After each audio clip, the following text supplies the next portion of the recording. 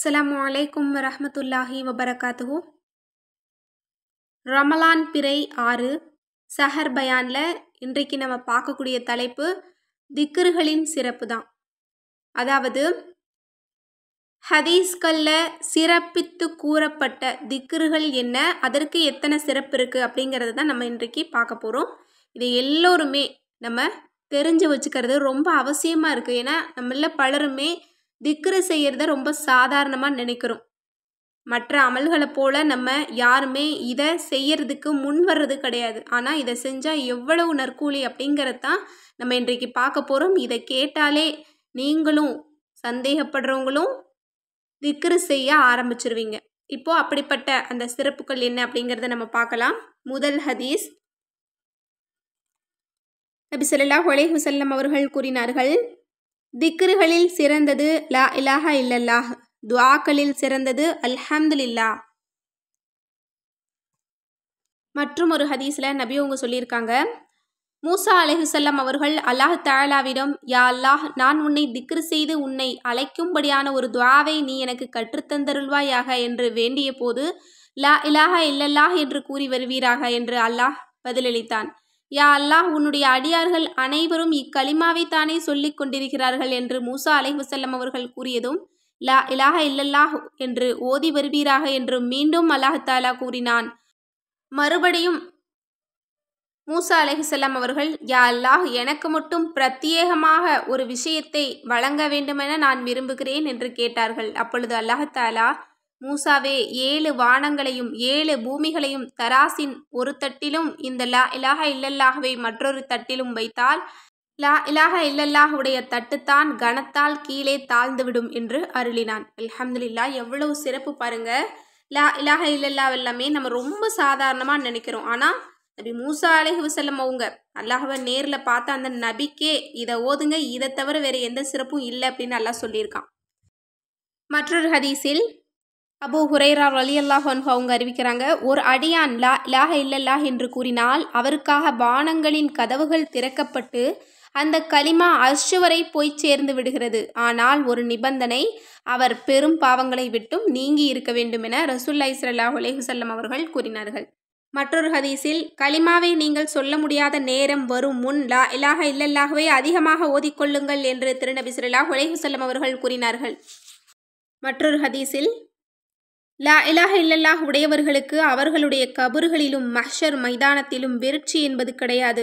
லா இலாஹ இல்லல்லாஹ் உடையவர்கள் தங்கள் தலைகளில் ஒட்டி கொண்டிருக்கும் மண்ணை தட்டியவர்களாக எங்களை விட்டும் கவலையை போக்கி வைத்த அல்லாஹ் தஆலாவுக்கே எல்லா புகழும் என்று கூறியவர்களாக கபறுகளிலிருந்து எழுந்து வரும் காட்சி என் கண்முன்னே தெரிகிறது என ரசூலுல்லாஹி ஸல்லல்லாஹு அலைஹி வஸல்லம் அவர்கள் கூறினார்கள்.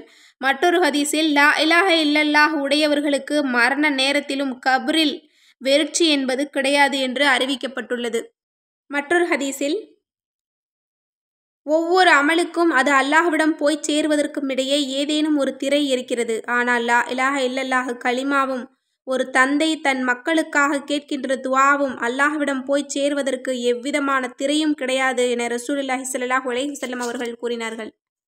மற்றொரு ஹதீஸில், ஓர் அடியான் அல்லாஹ்வின் திருப்பொருத்தத்தை தேடியவனாக லா இலாஹ இல்லல்லாஹ் என்ற கலிமாவை கூறினால் கியாமத்து நாளில் அவருக்கு நரகம் ஹராமாகிவிடும் என்று ரசூலுல்லாஹி ஸல்லல்லாஹு அலைஹி வஸல்லம் அவர்கள் கூறினார்கள். மற்றொரு ஹதீஸ், ஹஜ்ரத் உமர் ரலியல்லாஹு அன்ஹு அவர்கள் அறிவிக்கிறார்கள், நபி ஆதம் அலைஹிஸ்ஸலாம் அவர்கள் சொர்க்கத்தில் பாவம் ஒன்றை செய்திட்ட பொழுது சொர்க்கத்திலிருந்து உலகிற்கு அனுப்பப்பட்டார்கள். உலகில் அவர்கள் எல்லா நேரங்களிலும் அழுது பாவ மன்னிப்பு கேட்டு வந்தார்கள். ஒரு தடவை வானத்தின் பக்கம் தலையை உயர்த்தி, யா அல்லாஹ், முஹம்மது ரசூலுல்லாஹி ஸல்லல்லாஹு அலைஹி வஸல்லம் அவர்களின் பொருட்டால் என்னை மன்னிக்கும்படி உன்னிடம் வேண்டுகிறேன் என்று துஆ செய்தார்கள். அப்பொழுது அல்லாஹ் தஆலா, முஹம்மது என்பவர் யார் என்று கேட்டான். அதற்கு ஆதம் அலைஹிஸ்ஸலாம் அவர்கள், யா அல்லாஹ், உன்னுடைய திருப்பெயர் பரிசுத்தம் அடைந்து விட்டது. நீ என்னை படைத்த பொழுது உன்னுடைய அர்ஷின் பக்கம் நோக்கினேன். லா இலாஹ இல்லல்லாஹ் முஹம்மது ரசூலுல்லாஹ் என்று எழுதப்பட்டிருப்பதை நான் கண்டேன். எனவே எவருடைய பெயரை உன்னுடைய பெயருடன் இணைத்து நீ எழுதியுள்ளாயோ அந்த முஹம்மது ஸல்லல்லாஹு அலைஹி வஸல்லம் அவர்களை விட மகத்தான அந்தஸ்துடையவர் உன்னிடத்தில் யாரும் இருக்க முடியாது என்பதை அறிந்து கொண்டேன் என்று கூறினார்கள். அப்பொழுது அல்லாஹ் தஆலா ஆதமே, அவர்தான் உம்முடைய சந்ததியிலிருந்து தோன்றுகின்ற கடைசி நபி ஆவார். அவர் இல்லையென்றால் உம்மை நான் படைத்திருக்கவே மாட்டேன் என்று பதிலளித்தான். அல்ஹம்துலில்லாஹ். லா இலாஹ இல்லல்லாஹ் முஹம்மது ரசூலுல்லாஹ்விற்கு எவ்வளவு சிறப்புகளை, எவ்வளவு கண்ணியத்தை அல்லாஹ் கொடுத்திருக்கிறான் பாருங்க. மற்றொரு ஹதீஸில் ஹஜ்ரத் அஸ்மான் ரலியல்லாஹு அன்ஹா அவர்கள் அறிவிப்பதாவது, இஸ்முல் ஆலம் என்று பிரபலமாக விளங்குகின்ற அல்லாஹ்வின் மகத்தான திருப்பெயர் இவ்விரு ஆயத்துக்களில் இருக்கின்றன. ஆனால் இதை இஹ்லாசுடன் ஓத வேண்டும். அந்த ஆயத்து என்ன அப்படின்னா, வ இலாஹுக்கும் இலாஹு வாஹிதுன் லா இலாஹ இல்லாஹு ரஹ்மானுர் ரஹீம். இரண்டாவது அலிஃப் லாம் மீம் அல்லாஹு லா இலாஹ இல்லாஹுவல் ஹய்யுல் கய்யூம். மற்றொரு ஹதீஸில் லா இலாஹ இல்லல்லாஹு வாஹிதன் அஹதன் சமதல் லம் எளிது சாஹிபத்தவ் வலா வலதவ் வலாம் யகுல் லஹு குஃபுவன் அஹத் என்று 10 தடவை கூறினால் அல்லாஹ் அவருக்கு 40,000 நன்மைகளை வழங்குகிறான் என்று நபி ஸல்லல்லாஹு அலைஹி வஸல்லம் அவர்கள் கூறினார்கள். மற்றொரு ஹதீஸில் லா இலாஹ இல்லல்லாஹு வஹ்தஹு லா ஷரீக லஹு லஹுல் முல்கு வ லஹுல் ஹம்து வ ஹுவ அலா குல்லி ஷைஇன் கதீர் என்று 10 தடவை ஓதினால் அடிமையை உரிமை விட்ட நன்மை கிடைக்கும் என்று ரசூலுல்லாஹி ஸல்லல்லாஹு அலைஹி வஸல்லம் அவர்கள் கூறினார்கள். மற்றொரு அறிவிப்பில் லா இலாஹ இல்லல்லாஹு வஹ்தஹு லா ஷரீக லஹு அஹதன் சமதல் லம் எளிது வலம் யூலது வலம் யகுல் லஹு குஃபுவன் அஹத் என்று கூறினால் அல்லாஹ் அவருக்கு 20 லட்சம் நன்மைகளை எழுதுகிறான் என ரசூலுல்லாஹி ஸல்லல்லாஹு அலைஹி வஸல்லம் அவர்கள் கூறினார்கள். மற்றொரு ஹதீஸில் ஒருவர் நல்ல முறையில் ஒழு செய்து அஷ்ஹது அன் லா இலாஹ இல்லல்லாஹு வஹ்தஹு லா ஷரீக லஹு வஷ்ஹது அன்ன முஹம்மதன் அப்துஹு வ ரசூலுஹு என்று கூறினால் அவருக்காக 8 சொர்க்கத்தின் வாசல்களும் திறக்கப்படுகின்றன. அவர் விரும்பும் வழியில் எந்த வாசல் வழியாகவும் பிரவேசிக்கலாம் என்று ரசூலுல்லாஹி ஸல்லல்லாஹு அலைஹி வஸல்லம் அவர்கள் கூறினார்கள். மற்றொரு ஹதீஸில் லா இலாஹ இல்லல்லாஹ் என்று 100 தடவை கூறினால் அவரை அல்லாஹ் தஆலா கியாமத் நாளில் பௌர்ணமி நிலவை போன்று ஒளி முகமுடையவராக எழுப்புவான். இவ்வாறு அவர் ஓதிய நாளில் அவரை போன்று அல்லது அவரை விட அதிகமாக ஓதியவரை தவிர மற்ற எவருடைய அமலும் சிறப்பிற்குரியதாக ஆகாது என ரசூலுல்லாஹி ஸல்லல்லாஹு அலைஹி வஸல்லம் அவர்கள் கூறினார்கள். மற்றொரு அறிவிப்பில் உங்களுடைய குழந்தைகளுக்கு அவர்கள் பேச கற்றுக்கொள்ளும் பொழுது லா இலாஹ இல்லல்லாஹ் என்ற கலிமாவை கொண்டு பேச்சை துவக்கி வையுங்கள். மரண நேரத்திலும் லா இலாஹ இல்லல்லாஹ் சொல்லிக் கொடுங்கள்.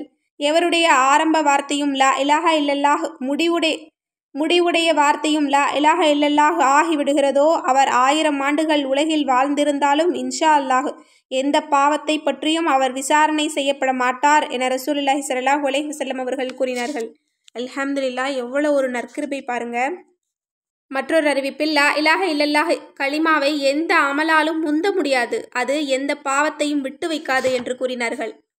மற்றொரு ஹதீஸில் ரசூலுல்லாஹி ஸல்லல்லாஹு அலைஹி வஸல்லம் அவர்களின் சமூகத்தில் அமர்ந்திருந்த ஒரு சஹாபி அல்ஹம்துலில்லாஹி கதீரன் தய்யிபன் முபாரக்கன் ஃபீஹ் என்று மெதுவாக கூறினார். அதனை செவியுற்ற நபி ஸல்லல்லாஹு அலைஹி வஸல்லம் அவர்கள் இந்த துஆவை கூறியது யார் என்று கேட்டார்கள். சொல்லக்கூடாததை சொல்லிவிட்டோமோ என்று பயந்த அந்த சஹாபி மௌனமாக இருந்தார்.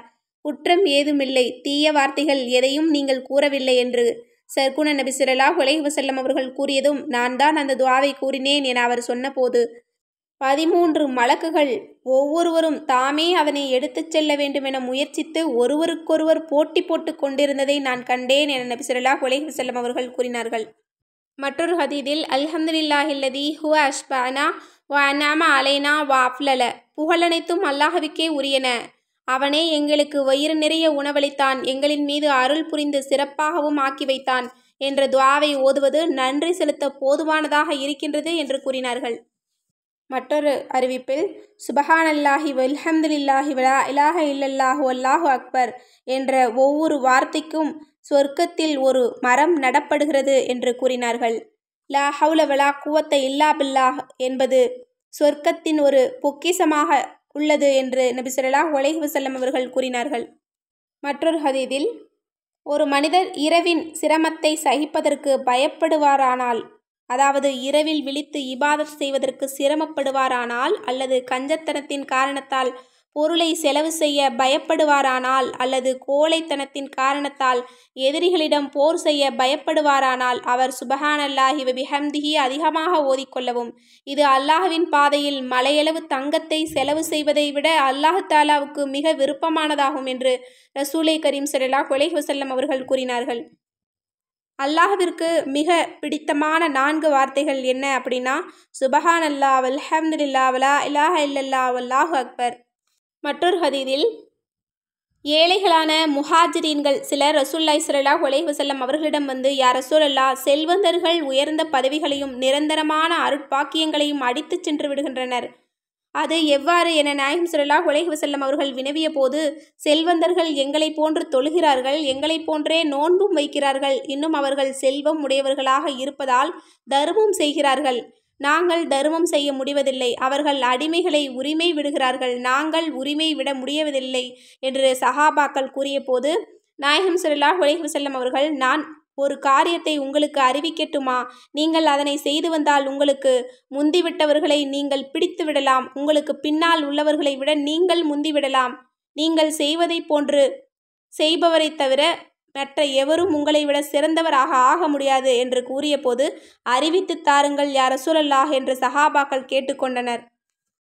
அப்பொழுது நபி ஸல்லல்லாஹு அலைஹி வஸல்லம் அவர்கள், நீங்கள் ஒவ்வொரு ஃபர்லத் தொழுகைக்கு பிறகும் சுபஹானல்லாஹ் 33 தடவையும் அல்ஹம்துலில்லாஹ் 33 தடவையும் அல்லாஹு அக்பர் 34 தடவையும் ஓதிக்கொள்ளுங்கள் என்று கூறினார்கள். ஏழை சஹாபாக்கள் இதனை ஓதி வந்தார்கள். அக்காலத்து செல்வந்தர்களும் நன்மையான காரியங்களை செய்து முன்னேறுவதில் ஆர்வமுடையவர்களாக இருந்தார்கள். எனவே அவர்களும் இதனை தெரிந்து கொண்டு ஓதி வர ஆரம்பித்தனர். இதை அறிந்த ஏழை சஹாபாக்கள் மீண்டும் நபி அவர்களிடம் வந்து, யா ரசூலல்லாஹ், செல்வந்தர்களும் நாங்கள் ஓதி வருவதை கேள்விப்பட்டு எங்களைப் போன்றே செய்ய ஆரம்பித்து விட்டார்கள் என்று கூறினார்கள். அது அல்லாஹ் தாலாவின் பேரருளாகும். தான் நாடியவருக்கு அதனை வழங்குகிறான், அதனை யாராலும் தடுக்க முடியாது என்று நபி ஸல்லல்லாஹு அலைஹி வஸல்லம் அவர்கள் கூறினார்கள். மற்றொரு ஹதீஸில், ஒருவர் ஒவ்வொரு ஃபர்லத் தொழுகைக்கு பிறகும் 33 தடவை சுபஹானல்லாஹ், 33 தடவை அல்ஹம்துலில்லாஹ், 33 தடவை அல்லாஹு அக்பர் ஓதினால் அவை 99 தடவை ஆகின்றன. 100ஐ பூர்த்தியாக்க லா இலாஹ இல்லல்லாஹ் வஹ்தஹு லா ஷரீக லஹு லஹுல் முல்கு வ லஹுல் ஹம்து வ ஹுவ அலா குல்லி ஷைஇன் கதீர் என்று ஓதி முடித்தால் அவருடைய பாவங்கள் கடலின் நுரையளவு இருந்தாலும் அவை மன்னிக்கப்பட்டுவிடும் என்று ரசூலுல்லாஹி ஸல்லல்லாஹு அலைஹி வஸல்லம் அவர்கள் கூறினார்கள். மற்றொரு ஹதீஸில், உங்களில் ஒருவர் ஒவ்வொரு நாளும் உஹது மலையை போன்ற அமல்களை செய்ய முடியுமா என்று ரசூலுல்லாஹி ஸல்லல்லாஹு அலைஹி வஸல்லம் அவர்கள் கேட்டபோது, யா ரசூலல்லாஹ், எவர்தாம் இதற்கு சக்தி பெறுவார் என்று சஹாபாக்கள் கூறினார்கள். நீங்கள் அனைவரும் அதனை செய்ய முடியும் என நபி ஸல்லல்லாஹு அலைஹி வஸல்லம் அவர்கள் கூறிய போது, அது என்ன யா ரசூலல்லாஹ் என்று கேட்டனர். அப்பொழுது நபி ஸல்லல்லாஹு அலைஹி வஸல்லம் அவர்கள், சுபஹானல்லாஹ்வின் நன்மை உஹது மலையை விட அதிகமானது, லா இலாஹ இல்லல்லாஹ்வின் நன்மை உஹது மலையை விட அதிகமானது, அல்ஹம்துலில்லாஹ்வின் நன்மை உஹது மலையை விட அதிகமானது என்று கூறினார்கள். மற்றொரு அறிவிப்பில், என்ன ஆச்சரியம், என்ன ஆனந்தம்! 5 விஷயங்கள் மீசானில் இவ்வளவு கனமுடையவையாக இருக்கின்றன. அவை லா இலாஹ இல்லல்லாஹ், அல்லாஹு அக்பர், சுபஹானல்லாஹ், அல்ஹம்துலில்லாஹ் ஆகிய 4 கலிமாக்களும் ஒரு குழந்தை இறந்து அதற்காக மேற்கொள்ளும் ஒரு தந்தையின் அவ்வாறே ஒரு தாயின் பொறுமையும் ஆகும் என ரசூலுல்லாஹி ஸல்லல்லாஹு அலைஹி வஸல்லம் அவர்கள் கூறினார்கள். மற்றொரு ஹதீஸில் அன்னை ஜுவேரியா ரலியல்லாஹு அன்ஹா அவர்கள் அறிவிப்பதாவது, திருநபி ஸல்லல்லாஹு அலைஹி வஸல்லம் அவர்கள் சுபுஹ் தொழுவதற்காக வீட்டை விட்டு சென்றார்கள். அப்பொழுது அன்னை அவர்கள் தங்களுடைய முசல்லாவிலிருந்து தஸ்பீஹ் ஓதிக்கொண்டிருந்தார்கள். நபி ஸல்லல்லாஹு அலைஹி வஸல்லம் அவர்கள் லுஹா தொழுகைக்கு பிறகு நடுப்பகலுக்கு சமீபமாக திரும்பி வந்தபோது அன்னை ஜுவேரியா ரலியல்லாஹு அன்ஹா அவர்கள் அதே நிலையில் அமர்ந்திருந்தார்கள். நான் உம்மை விட்டு சென்றதிலிருந்து அதே நிலையில்தான் அமர்ந்திருக்கிறீரா என்று கேட்டார்கள். ஆம் என பதில் கூறினார்கள். அப்பொழுது மாநபி ஸல்லல்லாஹு அலைஹி வஸல்லம் அவர்கள், நான் உம்மை விட்டு சென்ற பின் 4 கலிமாக்களை 3 தடவை கூறினேன். அவற்றையும் நீர் காலையிலிருந்து இதுவரை ஓதியதையும் எடை போட்டால் நான் ஓதியது நீர் ஓதியதை விட அதிக கனமுள்ளதாக இருக்கும். அது என்ன அப்படின்னு கேட்கும்போது, சுபஹானல்லாஹி வ பிஹம்திஹி அதத ஹல்கிஹி வ ரில்லா நஃப்ஸிஹி வ ஸினத அர்ஷிஹி வ மிதாத கலிமாத்திஹி என்ற திரு கலிமாவை ரசூலுல்லாஹி ஸல்லல்லாஹு அலைஹி வஸல்லம் அவர்கள் கற்றுக் கொடுத்தார்கள். அல்ஹம்துலில்லாஹ், திக்ரு செய்வதற்கு எவ்வளவு சிறப்புகள், ஏராளமான ஹதீஸ்கள் காணப்படுகிறது. எனவே இன்ஷா அல்லாஹ் நாமும் நமது வாழ்வில் இந்த திக்ருகளை அதிகப்படுத்த வேண்டும். அதுவும் இந்த ரமலானில் நாம் அதிகப்படுத்தி கொண்டால் ஒன்றுக்கு 27 மடங்கு, இன்னும் ஒன்றுக்கு 1000 மடங்கு நன்மையை அல்லாஹ் அதிகப்படுத்தி கொடுக்கிறான். எனவே இன்ஷா அல்லாஹ் இந்த திக்ருகளில் தேர்ந்தெடுத்து நமக்கு பிடித்த திக்ர்களை அதிகம் அதிகம் ஓதி அல்லாஹ்விடம் துஆ செய்து நமக்கு தேவைப்படக்கூடிய அனைத்தையும் அடைந்து கொள்ள எல்லாம் வல்ல அல்லாஹ் நம் அனைவருக்கும் நற்கிருபை செய்வானாக. ஆமீன் என்று கூறி இந்த பதிவை நிறைவு செய்கிறேன். இந்த பதிவு உங்களுக்கு பிடிச்சிருந்தது அப்படின்னா இந்த சேனலை லைக் பண்ணுங்கள், ஷேர் பண்ணுங்கள், கமெண்ட் பண்ணுங்கள், கண்டிப்பாக சப்ஸ்கிரைப் பண்ணுங்கள். அஸ்ஸலாமு அலைக்கும் வரஹ்மத்துல்லாஹி வபரகாத்துஹு.